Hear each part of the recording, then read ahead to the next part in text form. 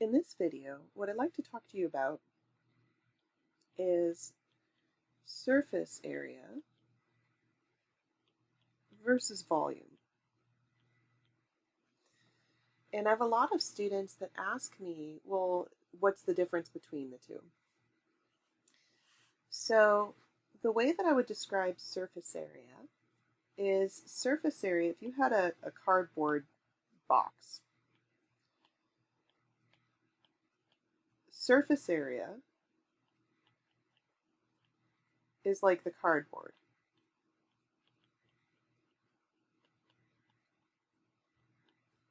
And the volume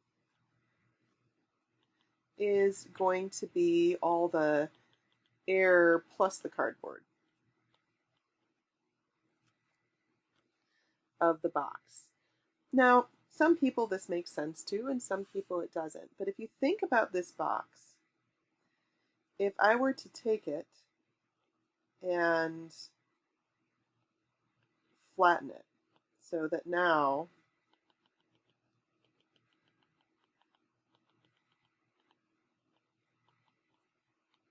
I have something that looks like this, right? I've got these four flaps surrounding what would be the bottom of the box.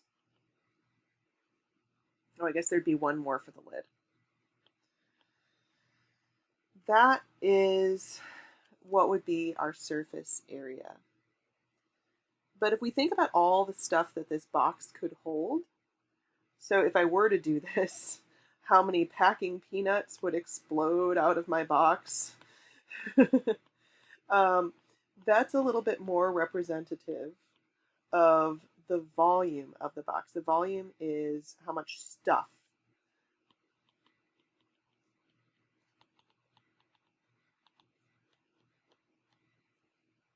the volume. Is how much stuff fits on the inside. That would be the volume. Another example that you're probably familiar with is if I were to take a M&M, and hopefully you guys like M&Ms. If I were to take an M&M and I were to like cut it in half, and I don't know if any of you did this, but this was certainly something that I did in my childhood. What you'd find is that surrounding sort of the chocolate interior, okay, this chocolate interior is the volume, and this red candy coating, oh here, let's make this official, let's make this right. We'll go, no, I said let's make it right, I meant it.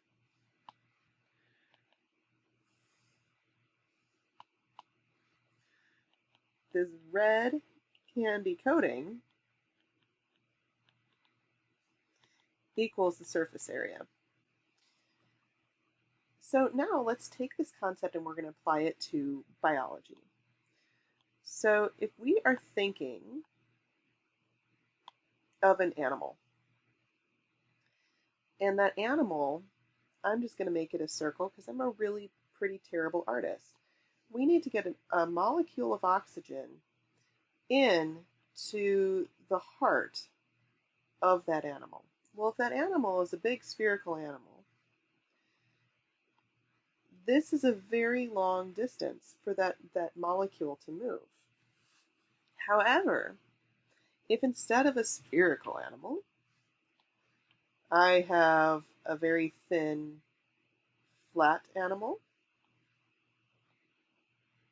now for that molecule of oxygen to get to that animal's heart, it's actually much easier.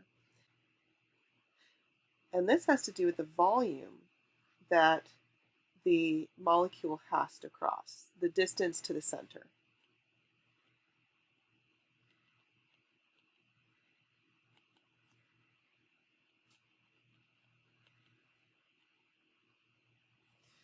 Okay, so we've seen that volume is related to this, but what about surface area?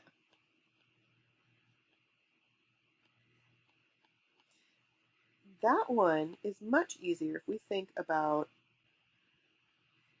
small thing versus something larger.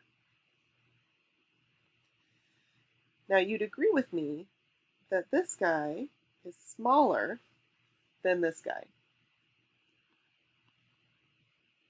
But if these were animals and we were trying to get a molecule of oxygen into their heart, there are a lot more spaces along this surface area for these molecules to interact and go into the animal.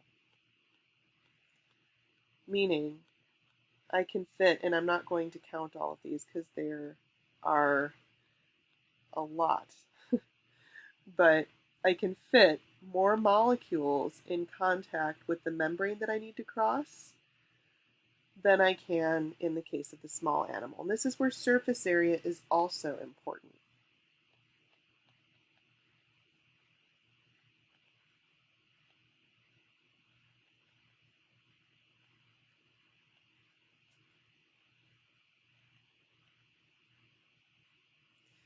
Now, the two of these come together, and these are going to be concepts that we're going to come back to again and again with all manner of systems, because we're going to want to decrease the distance, the volume, while increasing the surface area, the amount of molecules that are able to cross that membrane. And that's going to allow us to do things like get oxygen into the